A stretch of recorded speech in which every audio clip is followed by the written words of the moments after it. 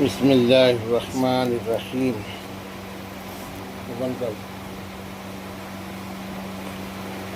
باب فضل من علم وعلم.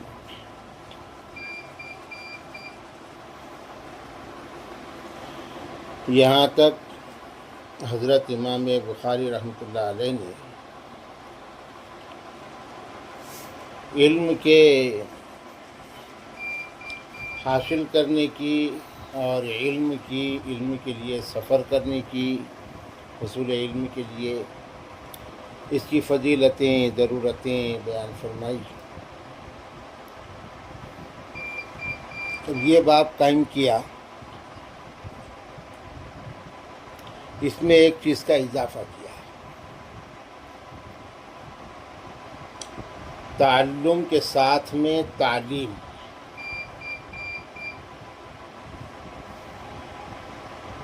من علم، باب فضل من علم، علم حاصل کرنے کی فضیلت. وعلم، اور علم سکھانے کی فضیلت ہے نا، یعنی عالم اور معلم کی فضیلت.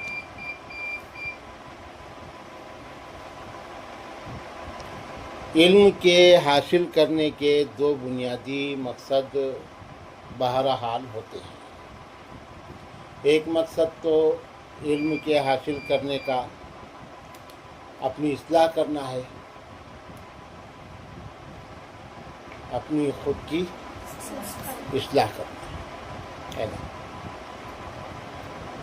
علم کی روشنی میں اپنی دینی اور دنیاوی زندگی گزارنا، ایک مقصد یہ ہے کہ تمہیں بات کرنے کا سلیقہ آ جائے، تمہیں اٹھنے بیٹھنے چلنے پھرنے کا طریقہ آ جائے، کھانا بنانے اور کھانا کھانے، سونے جاگنے پینے کا طریقہ تم کو آ جائے. اسی طرح اللہ کی عبادت کرنے کا طریقہ معلوم ہو جائے، وضو کرنا، نماز پڑھنا، زکوٰۃ کے مسائل معلوم ہو جائے، روزے کے مسائل، حج کے مسائل یہ معلوم ہو جائیں، اور بندوں کے اپنے اوپر جو حقوق ہیں وہ معلوم ہو، ان کو ادا کرنے کا طریقہ معلوم ہو. یعنی اپنی ذاتی زندگی اللہ کی منشا کے مطابق بنے، اس کے لیے علم حاصل کرنا ضروری ہے. ایک یہ چیز ہے. اور دوسری چیز کہ آپ دوسروں کو بھی یہ علم سکھائیں.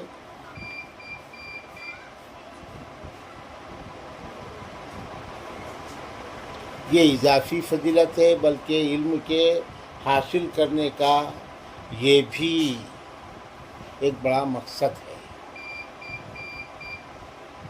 دولت علم کماؤ تو لٹاتے بھی رہو، ایسے انمول خزانے نہ چھپائے رکھنا.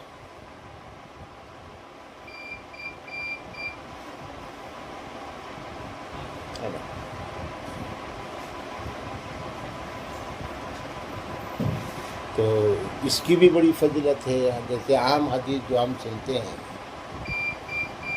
مشہور حدیث، خیرکم من تعلم القرآن وعلمہ. مسلمانوں میں بہتر وہ ہے، اچھے وہ ہے جو قرآن سیکھے اور دوسروں کو سکھائے.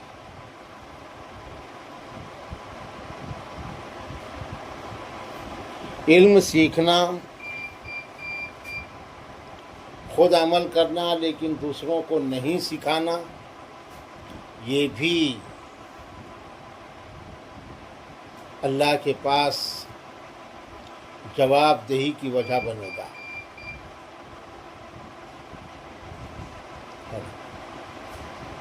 باس پرس ہوگی اس پر.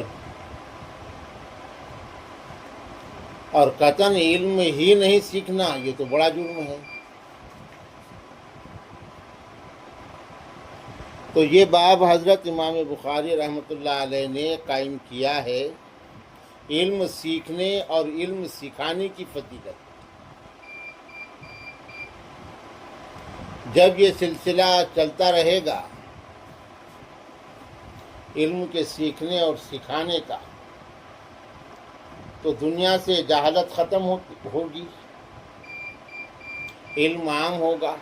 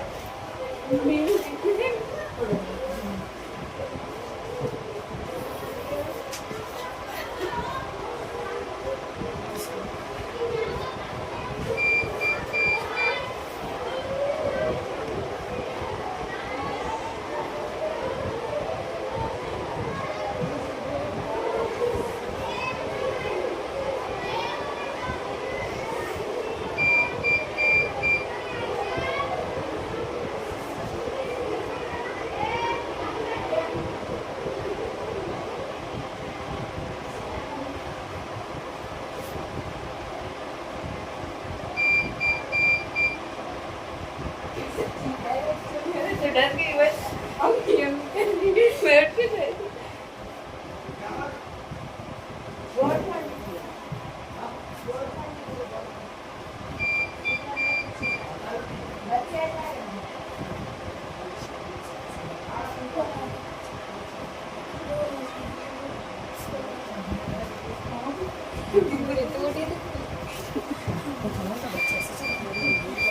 موبائل ہوتا ہے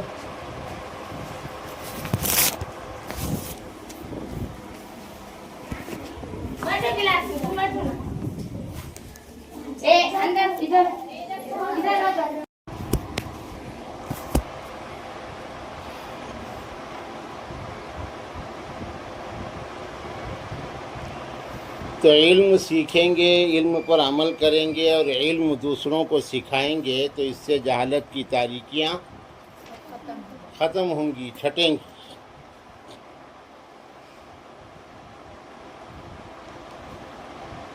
قیامت کی علامتوں میں پہلی علامت یہ ظاہر ہوگی کہ علم دنیا سے رخصت ہو جائے گا۔ آج حدیث آگے آ رہی ہے، علم اٹھا لیا جائے گا۔ علم کیسے اٹھایا جائے گا؟ تو حدیث میں اس کی تصریح ہے کہ جید علماء علم کے حاملین یہ کے بعد دیگر دنیا سے جائیں گے، ان کے ساتھ ان کا علم چلا جائے گا، پھر ان کے جیسے لوگ پیدا نہیں ہوں گے،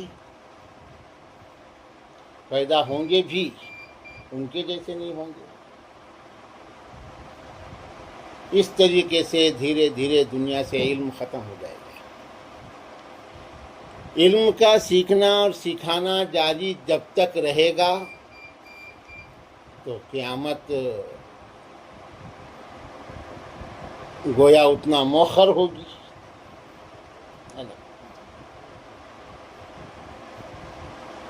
قیامت اتنا لیٹ ہوگی۔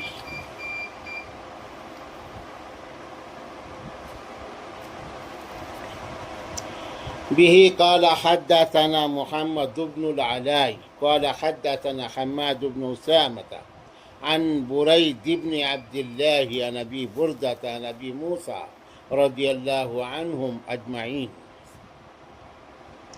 امام بخاری نے کہا کہ ہم سے حضرت محمد بن علا نے بیان کیا ہے، انہوں نے کہا کہ ہم سے حضرت حماد بن اسامہ نے بیان کیا ہے، اور حضرت حماد نے حضرت برید بن عبداللہ سے نقل کیا ہے، انہوں نے حضرت ابو بردہ سے نقل کیا ہے، اور حضرت ابو بردہ نے حضرت ابو موسیٰ رضی اللہ عنہ سے نقل کیا ہے، انہوں نے اللہ کے نبی صلی اللہ علیہ وسلم سے نقل کیا ہے، عن النبی صلی اللہ علیہ وسلم قال،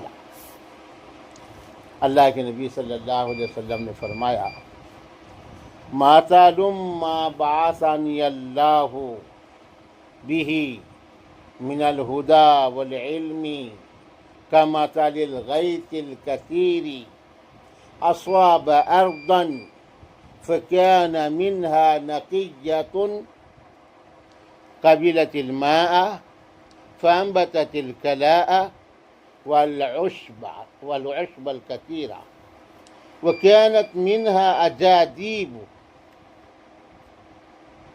أمسكت الماء فنفع الله بها الناس فشربوا وسقوا وزرعوا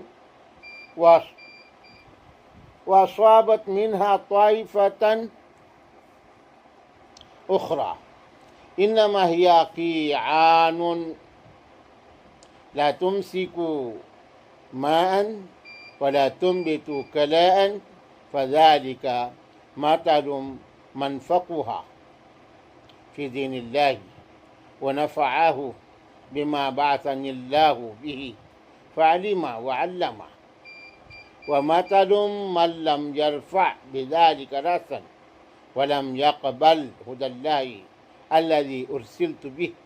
قال أبو عبد الله قال إسحاق عن أبي أسامة وكان منها طائفة قيلت الماء قاع يعلوه الماء والصفصف المستوى من الأرض. یہ حدیث لائے حضرت امام بخاری پیارے آقا حضرت محمد رسول اللہ صلی اللہ علیہ وسلم نے بڑی پیاری مثال کے ذریعے سے اس چیز کو سمجھایا ہے.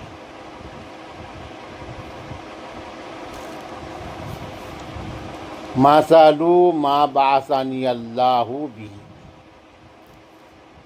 اس کی مثال جو دے کر اللہ نے مجھے بھیجا ہے. اللہ نے ہمارے نبی کو کیا دے کے بھیجا؟ علم دے کے بھیجا. قرآن حدیث علم ہے نا.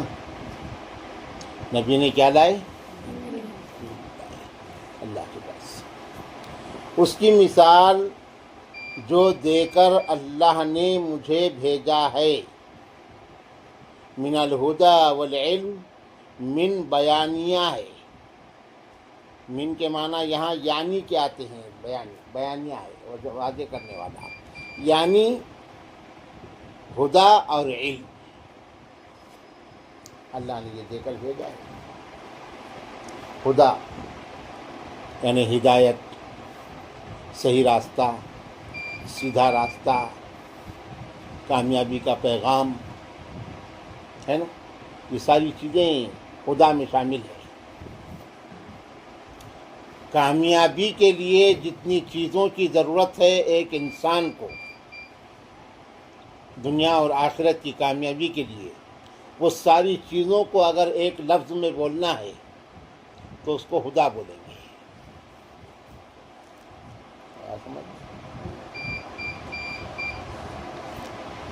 ہدایت اور علم یہ دے کر اللہ نے مجھے بھیجا ہے.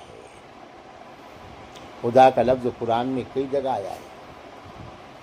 هو الذی ارسل رسولہ بالہدی ودین الحق، ہے نا.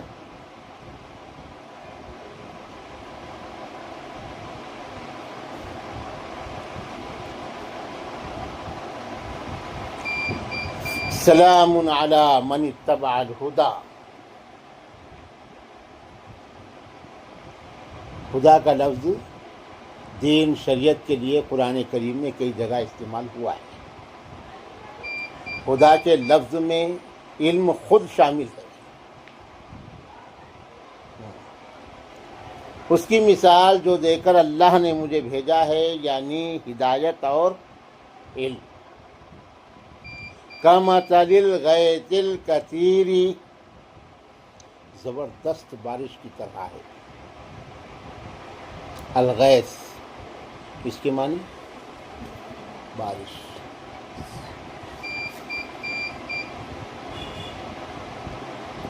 عربی لغت کا جاننا یہ عربی سمجھنے کے لیے ضروری ہوتا ہے، قرآن حدیث کے لیے خاص طور پہ، اس لیے کہ عربی میں ایک چیز کے لیے کئی الفاظ ہیں، لیکن کئی الفاظ ایک چیز کے لیے اگر ہیں تو اس کی نوعیتیں الگ الگ ہیں، نوعیتیں الگ الگ ہیں۔ ایسے ہی بارش کے لیے عربی میں اور بھی دوسرے الفاظ ہیں، جیسے ایک لفظ ہے مطر،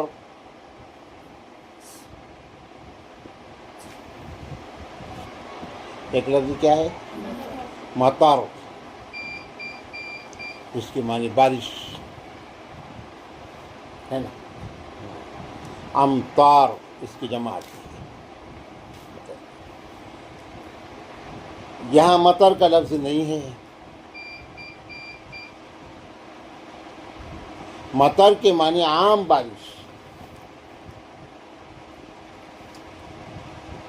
وہ بارش بھی مطر میں داخل ہے جس سے نقصان ہو رہا ہے، جو باعث نقصان ہے، اور وہ بارش بھی مطر میں داخل ہے جو فائدہ مند ہے۔ مطلق بارش کے لیے مطر کا لفظ ہے، لیکن الغیث اسی بارش کو کہیں گے جو صرف فائدہ مند ہو، ضروری ہو، جیسے یہ بارش، یہ بھی بارش ہے، اور وہ بھی بارش ہے کہ فصل آ گئی اور فصل چنی جا رہی ہے اور بارش ہو رہی ہے، وہ نقصان دے گا، ہے نا؟ اس کو مطر بولیں گے، اس کو غیث بولیں گے۔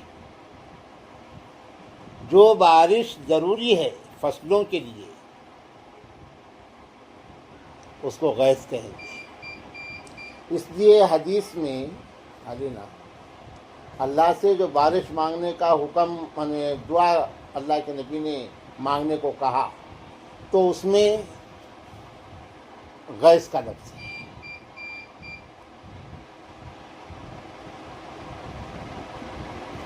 اللہم اغثنا، اللہم اغثنا غیثم مغیثم مریعم مریعا نافعا غیر ضار عاجلا غیر عاجل، غیث کا لفظ ہے۔ قرآن کریم میں بھی نفع بخش بارش کے لیے، نفع بخش بارش کے عنوان میں غیث کا لفظ استعمال ہوا ہے، قرآن میں بھی یہ لفظ کا استعمال ہے۔ حضرت مولانا سید ابو الحسن علی میاں ندوی رحمۃ اللہ علیہ نے قصص النبیین میں جہاں طوفان نوح کا ذکر کیا ہے وہاں مطر کا لفظ استعمال کیا بارش کے لیے، فامطرت وامطرت وامطرت، یہ لفظ ہے اس میں، ہے نا، قصص میں، کیونکہ وہ بارش نقصان دی تھی، عذاب تھا، وہاں مطر کا لفظ ہے۔ تو یہ لغت معلوم ہونا ضروری ہے۔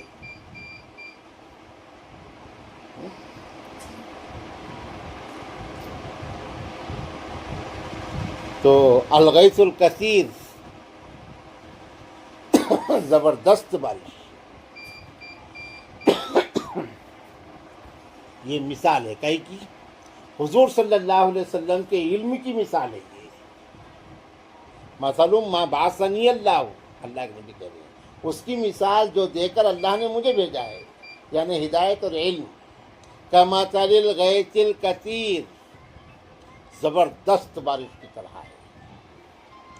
اللہ کے نبی کے علم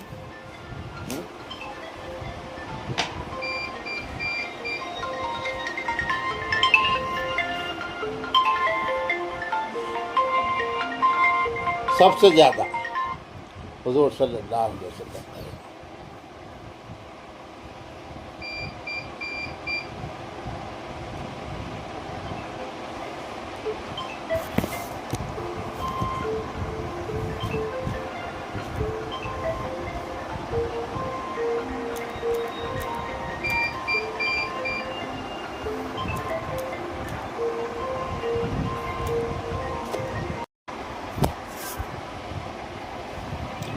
کمثل الغیث الکثیر، زبردست بارش کی طرح ہے اللہ کے نبی کے علم کی مثال۔ یہ ہمارے عقیدے کا بھی حصہ ہے کہ دنیا میں سب سے زیادہ علم ہمارے نبی صلی اللہ علیہ وسلم کو عطا ہوا ہے، بلکہ اس سے آگے ہمارا عقیدہ ہے کہ تمام انبیاء علیہم السلام کو اللہ نے جو علوم دیا ہے وہ حضور صلی اللہ علیہ وسلم کے علم سے لے کر دیا ہے۔ آپ کے علوم سے مستفاد علوم اللہ نے نبیوں کو دیا ہے۔ اوتیت علم الاولین والآخرین، آپ نے فرمایا حدیث میں اللہ نے مجھے اگلے اور پچھلوں کا پورا علم دے دیا۔ آدم علیہ السلام سے لے کے قیامت تک جتنے بڑے بڑے علم والے اور بھی آئیں گے دنیا میں، وہ سارے علوم اللہ نے ہمارے پیغمبر صلی اللہ علیہ وسلم کو عطا فرما دیے تھے۔ سمجھ میں آیا؟ اور اللہ نے آپ کو معلم بنا دیا تھا، بعثت معلما، اللہ نے آپ کو معلم بنا کر بھیجا تھا حضور پاک صلی اللہ علیہ وسلم۔ تو آپ کے علم کی مثال الغیث الکثیر، زبردست بارش کی طرح ہے۔ اصاب ارضن، ایک زمین پر وہ بارش ہوئی، ایک زمین پر وہ بارش ہوئی۔ فَكَانَ مِنْهَا نَقِيَّةٌ،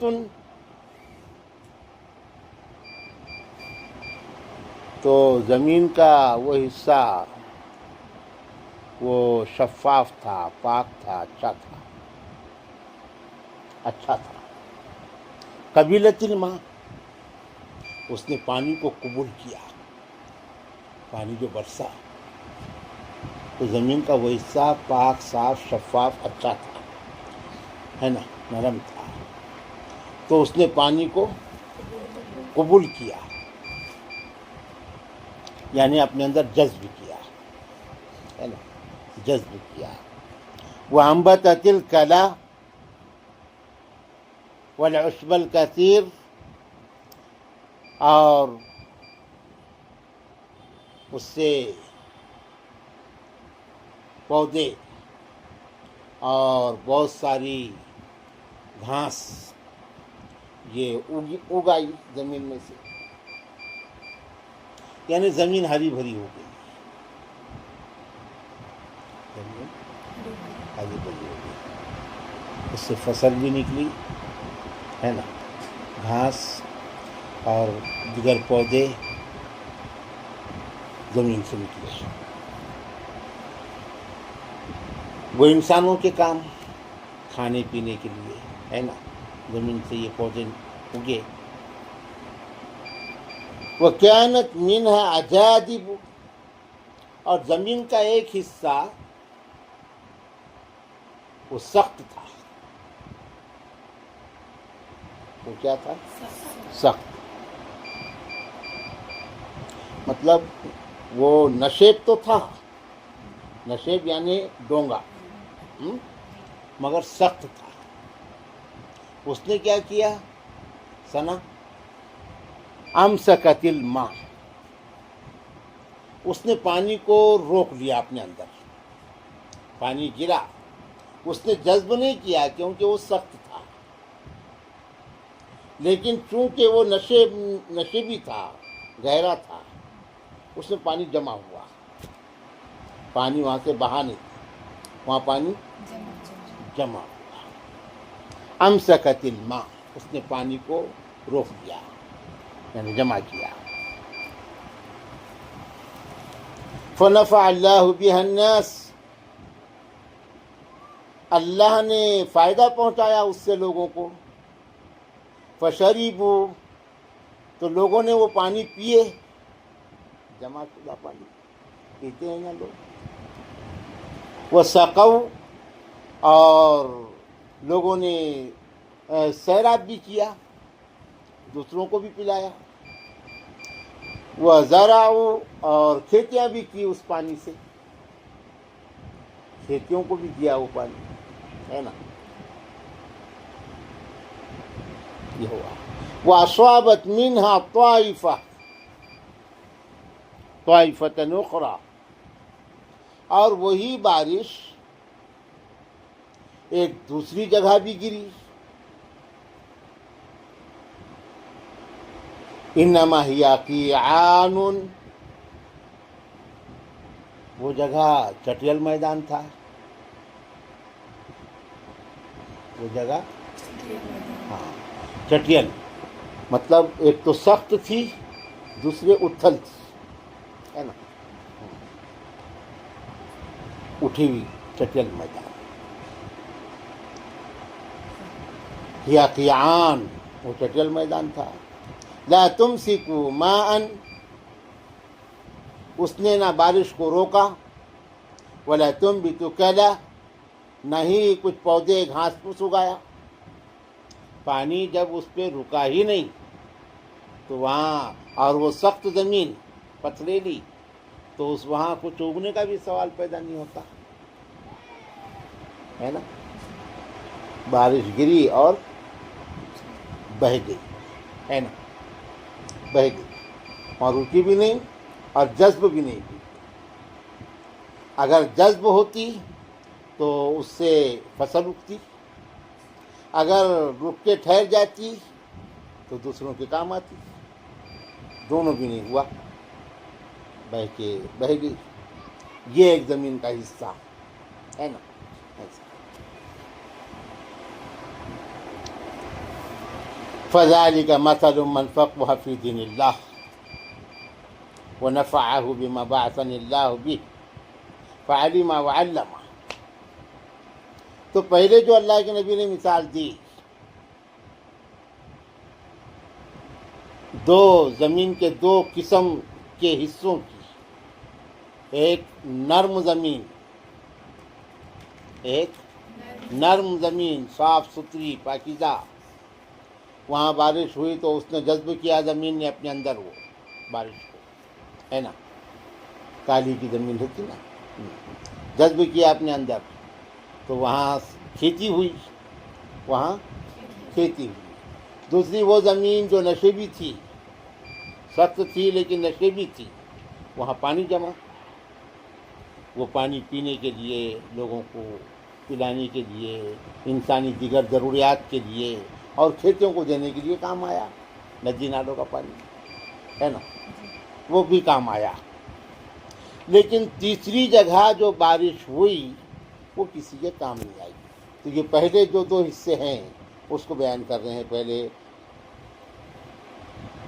فذالک، تو وہ مثال ہے اس کی، من فقہ فی دین اللہ، جس نے اللہ کے دین کو سیکھا ہے اور اس سے فائدہ پہنچایا ہے دوسروں کو، اور ونفعہ، اور فائدہ پہنچایا ہے اس سے، بما بعثنی اللہ بہ، اس سے جو اللہ نے مجھے دے کر بھیجا ہے، فعلم وعلم، تو اس نے سیکھا بھی ہے، جذب کیا، جمع کیا، ہے نا، وعلم، اور دوسروں کو بھی سکھایا ہے، دوسروں کے بھی کام آیا، وہ فصل بھی کام آئی، یہ جمع شدہ پانی بھی کام آیا نا دوسروں کی۔ وَمَثَلُ مَن لَّمْ يَرْفَعْ بِذَلِكَ رَأْسًا، اور اس کی مثال جس نے سر اٹھا کے دیکھا ہی نہیں اللہ کے نبی کے علم کو، ہے نا، اس نے سر اٹھا کے دیکھا ہی نہیں، وَلَمْ يَقْبَلْ هُدَى اللَّهِ الَّذِي أُرْسِلْتُ بِهِ، اور اس نے قبول ہی نہیں کیا اللہ کے اس ہدایت کے پیغام کو جو دے کر مجھے بھیجا گیا ہے، تو اس کی مثال نہ خدا ہی ملا، نہ وشال صنم، نہ ادھر کے رہے نہ ادھر کے رہے، اس کو خود ہی فائدہ نہیں پہنچا، اس کی حرکت کی وجہ سے، تو دوسروں کو تو فائدہ پہنچانے کا سوال ہی پیدا نہیں ہوتا ہے نا۔ یہ ہے اس حدیث کا مطلب۔ اب اس میں ہمارے لیے 3 چیزیں سمجھ میں آئی۔ ایک چیز یہ سمجھ میں آئی کہ حضور صلی اللہ علیہ وسلم کا لایا ہوا دین، یہ علم، یہ ہدایت کا پیغام آپ نے انسانوں کے سامنے پیش کیا، تو انسانوں کے 3 گروہ بن گئے۔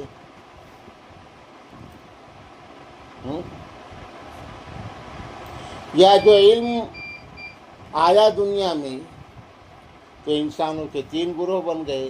ایک گروہ وہ جنہوں نے علم لیا ہے، سیکھا ہے، خود کو بھی سدھارا ہے اور دوسروں کے بھی اصلاح کا کام کیا ہے، وہ پہلی مثال ہے۔ اپنے اندر جذب کیا ہے اور پھر اس سے جو پودے، جو فصلیں اگی تو اس سے دوسروں کو بھی فائدہ پہنچا ہے۔ دوسری وہ قسم کہ انہوں نے اس علم کو لیا تو صحیح، لیکن خود کا فائدہ نہیں کیا، مطلب خود کی زندگی میں داخل نہیں کیا علم کو، دوسروں کو سکھایا، دوسروں کو سکھایا، ہے نا۔ ان کو خود کو فائدہ نہیں ہوا، لیکن ان کے علم سے دوسروں نے خوب فائدہ اٹھایا ہے۔ یہ وہ جہاں پانی جمع ہوا اس سے دوسروں کو فائدہ پہنچا، ہے نا، دوسروں کو فائدہ پہنچا، لوگوں نے پیا، پلایا، ضرورتیں پوری کی، کھیتوں کو دیا، لیکن وہ زمین کو فائدہ نہیں پہنچا۔ اور ایک وہ جس نے اس کو قبول ہی نہیں کیا، لیا ہی نہیں، نہ اس کا خود کا فائدہ ہوا، جب خود کا ہی نہیں ہوا تو دوسروں کو فائدہ پہنچنے کا سوال ہی پیدا نہیں ہوتا۔ تو اس میں افضل وہ طبقہ ہے جنہوں نے علم کو لیا، خود اپنی بھی اصلاح کی اور دوسروں کی بھی اصلاح کا ذریعہ بنے، خود علم سیکھا، عمل کیا اور دوسروں کو بھی سکھایا۔ ترتیب جہاں، تنظیم جہاں کا کام کرو، گلشن گلشن، شہرہ شہرہ، پیغام محمد عام کرو، یہ ہم کو حکم ہے سمجھ میں۔ تو یہ باب ہے حضرت امام بخاری کا، باب فضل من علم وعلم، علم کو سیکھنے اور سکھانے کی فضیلت کا بیان۔ تو بہرحال آپ جو علم سیکھ رہے ہیں تو نیت ساتھ میں یہ رکھنا چاہیے کہ ہم انشاءاللہ علم خوب محنت سے اور خوب علم سیکھنے کی کوشش کریں گے، اور انشاءاللہ جو علم سیکھیں گے جتنا ممکن ہو سکے پوری لگن، شوق، جد و جہد سے ہم دوسروں کو بھی سکھانے کی کوشش کریں گے، اپنے آپ کو بھی سنواریں گے اور دوسروں کو بھی یہ علم دیں گے۔ سمجھ میں آ گا؟ یہ ہے